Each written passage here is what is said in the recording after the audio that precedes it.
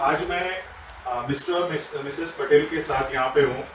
उर्मिलाबेन पटेल, जिनको left sided hemifacial spasm था, यानी लेफ्ट साइड उनका कॉन्ट्रैक्ट होता था। शी 77 ईयर्स ओल्ड, 77 साल उनकी उम्र है और वो कनाडा में रहते हैं और वो बहुत त्रस्त थे इस बीमारी से। बहुत लोगों ने उनको बताया कि इसके लिए कुछ इलाज नहीं है, कुछ लोग बोले टेम्पररी कुछ इलाज कर दो, जैसे बोटॉक्स इंजेक्शन है, लेकिन उनको इसके लिए परमानेंट सॉल्यूशन चाहिए था, क्योंकि ये जो स्पैज्म होते हैं हेमीफेशियल स्पैज्म, उसकी वजह से वो बहुत परेशान थी।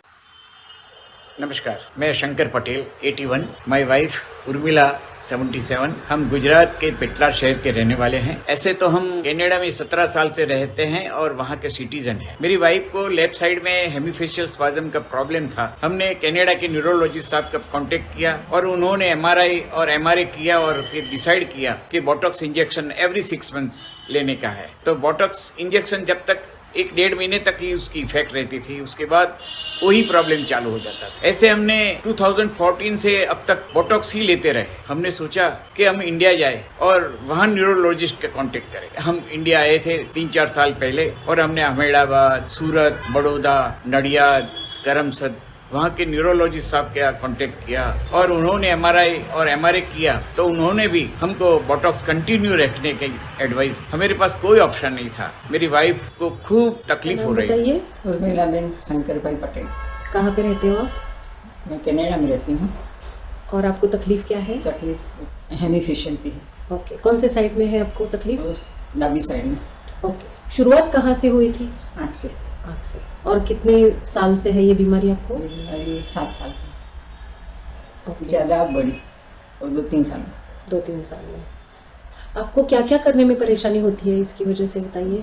उसको कान में आवाज़ आती है, कान में नहीं, इधर आने पीछे से आवाज़, जो सो जाते हैं ना, हाँ, तो फिर उठ जाते हैं, आँख खुल जाती है ना, तो आवाज़ सब हो जाती है। कान में आवाज आती है? नहीं, अंदर लगता है। अच्छा। कान में कुछ नहीं होता। कान में कुछ नहीं होता? हाँ। कान से ठीक से सुनाई देता है? सुनाई देता है। कभी ऐसा होता है, ऐसा लगता है, कभी मैं ऐसा कर दी तो अच्छा हो जाए, कुछ होता नहीं है, सुनाई देता है। कभी दुखता नहीं है? नहीं दुखता नहीं है। गाल पे भी कभी दुखता नहीं, गाल पे कुछ नहीं दुखता है। आँख में से अभी अभी वो ठंडा पानी थोड़ा 1 दिन से आता है। हाँ, बस ऐसा होता है। आप टीवी वगैरह देख सकते हैं? हाँ, ये ये देखता हूँ, वो आँख में से लिए मैं अब नहीं पूरा देख सकती हूँ। और न्यूज़पेपर वगैरह पढ़ सकते हैं? हाँ, मोबाइल पे कुछ पढ़ना है तो पढ़ सकते थोड़ा हैं? पढ़ सकते हैं। इससे कुछ परेशानी होती है ये हाँ, जब? कभी थोड़ा पढ़ के बस ही छोड़ देना पड़ता है, आँख बंद हो जाती है ना, इसलिए। और कुछ भी करती हूँ, टीवी भी देखती हूँ, तो टीवी देखते अच्छा है, मतलब પછી थोड़े से आँख बंद होने लगती है और ऐसा होने लगता है, फिर छोड़ देती हूँ मैं। तो पेपर पढ़ने में भी ऐसा होता है। तो कनाडा में जब आपके कोई फ्रेंड्स वगैरह होंगे ना, आपका ग्रुप होगा, हाँ, तो आप उनमें जाते हैं, शामिल होते हैं? शामिल होते हैं। मुझे उसको नहीं कि मुझे मैं कैसे दिखती हूँ नहीं, तो मुझे परेशानी जो होने लगी, इसलिए ये करवाना जरूरी लगा। कौन सी परेशानी? कान में आवाज आती है ना, कान में आवाज आती है? कान में नहीं, इधर अंदर से आवाज ऐसा ट्रेन जाती है, धुन धुन धुन कैसा होता है, बस ऐसा होता है। उसकी ज्यादा परेशानी है? हाँ, ये परेशानी होती है। और स्पैज़म्स? स्पैज़म बहुत अभी होने लगा है, पहला ज्यादा नहीं था, अभी होता है। 1 दिन कैसा हो गया, ऐसा हो गया। तो हमारे कोई खड़े थे तो साहब को पैरालिसिस हो गया है। नहीं, आपको कभी चेहरे का पैरालिसिस हुआ था? नहीं, कभी नहीं। कभी नहीं? कभी कोई बीमारी मुझे ऐसी नहीं हुई। आपने बोटॉक्स के इंजेक्शंस लगवाए हैं? हाँ, बस ये लगवाए थे। कितने? वो देखो 1 साल में 2 दफा आते, 6 मंथ, हर 6 मंथ के देते थे। तो टोटल कितने लगवाए हैं आपने, याद है आपको? हाँ, वो उसका सारी बॉटल आती थी और वो नहीं देते थे, मैंने नाम बोला, थोड़ा थोड़ा देते थे, ऐसा यहाँ से लगाते थे। हर एक 6 महीने में लगाते थे? हाँ। अच्छा। अरे पहला यहाँ शुरू हुआ तो उसने लगाना चालू कर दिया, मुझे यहाँ लगा था तो थोड़ा पेन होने लगा था अंदर। क्या लगा था उधर? उसके इंजेक्शन लगता है। हाँ, वो लगा था। हाँ, तो और मुझे एक बात बताइए, छोड़ दिया ये जो स्पैज़म्स आपको आते हैं, हाँ, तभी वो पीछे आवाज आती है या? नहीं, नीति वक्त नहीं आती है। अच्छा। પછી सो जाती हूँ ना, हाँ, और नींद उठ जाती है ना, तो खड़े हो जाते हैं, फिर ऐसा थोड़ा होने लगता है। अच्छा। कभी कभी कम भी हो जाता है। हाँ, हमारे प्रॉब्लम तो यही है बस। कौन सा? बस हो जाता है ना, हाँ ना, आँख बंद हो जाती है।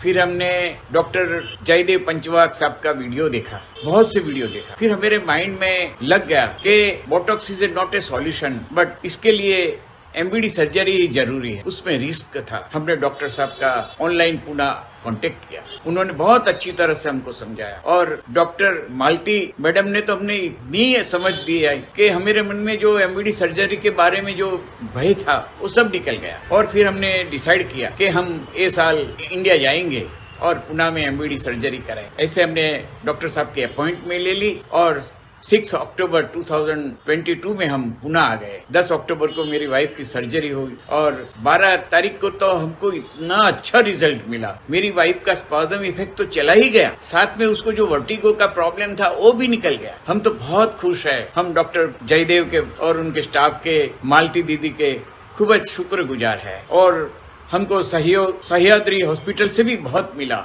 उनके भी हम आभारी है। बस अभी तो मेरी वाइफ खुश है, मैं खुश हूँ, हमारी सेफ लाइफ खूब आनंद से निकलेगी, मेरा परिवार भी खुश है। हम डॉक्टर साहब का और आप सबका खूब खूब शुक्रगुजार है। आभार। मैं भी हैरान रह गया कि ये एज में भी इतना दृढ़ निश्चय करके वो कनाडा से एमबीडी सेंटर में आ गए और आज वो वापस जाने वाले हैं, इसलिए हम यहाँ मिल रहे हैं। तो ऑपरेशन होके 12 दिन हो गए करीबन और अभी उनके स्पाज्म पूरे चले गए हैं। हमारे एमबीडी सर्जरी टीम की ओर से उनको हमारी ढेर सारी शुभकामनाएं हैं और ये जो अच्छा फेस और चेहरा उनको मिला है, मुझे विश्वास है कि उसके साथ she will be more confident, she will be able to mix up in the society better and she will be able to lead a better quality life. Important चीज जो मैं यहाँ बताना चाहता हूँ कि अभी ये एमबीडी सर्जरी हम लास्ट 20 इयर्स कर रहे हैं हेमीफेशियल स्पैज्म के लिए और ट्राइजेमिनल नेफ्रोलॉजी। और एक गलतफहमी ऐसी है कि एडवांस्ड एज में ये सर्जरी नहीं हो सकती है, ऐसी बहुत डॉक्टरों में भी और सोसाइटी में भी ऐसी गलतफहमी है। तो हमारा जो सीरीज है पेशेंट्स का, आज तक हमने 1800 से ज्यादा एमबीडी सर्जरीज टोटली किए हैं, तो उनमें से nearly 70% of the patients are more than 60 years old. तो यही हमें बताता है कि एडवांस्ड एज में ही ये प्रेजेंट होता है ये बीमारी और उसी समय उसको हल निकालने की जरूरत है। ये मैं मानता हूं कि 77 ईयर्स ये वो एडवांस्ड एज के थोड़ा उस पार है, लेकिन फिर भी जो लोगों को अच्छी तरह से लाइफ जीना है, जो फंक्शनली अच्छा रहना चाहते हैं, उनके लिए ये सर्जरी डेफिनेटली की जा सकती है। ये सर्जरी के बारे में पूरा जानने के लिए हमारा पेशेंट सपोर्ट ग्रुप है और हमारा यह आग्रह रहता है कि ये सर्जरी का जो तरीका है, टेक्निक है, वो पूरी तरह से समझ लेने के बाद ही उसका डिसीजन ले, उसका pros and cons plus minus सब सोच के डिसीजन ले। लेकिन ऐसा नहीं है कि एडवांस स्टेज में ये सर्जरी नहीं हो सकता है। इनफैक्ट डॉक्टर पीटर जेनेटा, जिन्होंने ये सर्जरी सबसे पहली बार की थी इन 1960s, उन्होंने लिख के रखा है कि एडवांस्ड एज में चूंकि सेरेबेलम यानी जो ब्रेन का निचला हिस्सा होता है वो श्रिंक होता है, ये सर्जरी टेक्निकली ज्यादा इजी हो जाती है। एडवांस एज की वजह से थोड़े बहुत रिस्क 0.5% बढ़ सकते हैं बाकी के रिस्क, लेकिन टेक्निकल पार्ट जो सर्जरी का है वो ये एज में एक्चुअली ज्यादा इजी हो जाता है। और ये मैंने आपको पहले भी बताया था कि actually technically it is easy, but yes, there are certain risks which you will have to accept, and here she is today. We are very happy that you are free of your problems और आपको फिर से ढेर सारी शुभकामनाएं। हम भी बहुत खुश हैं, डॉक्टर साहब के, मालती दीदी के और उनके स्टाफ के खूब खूब आभारी है। Thank you madam, thank you doctor साहब। Happy Diwali to you also.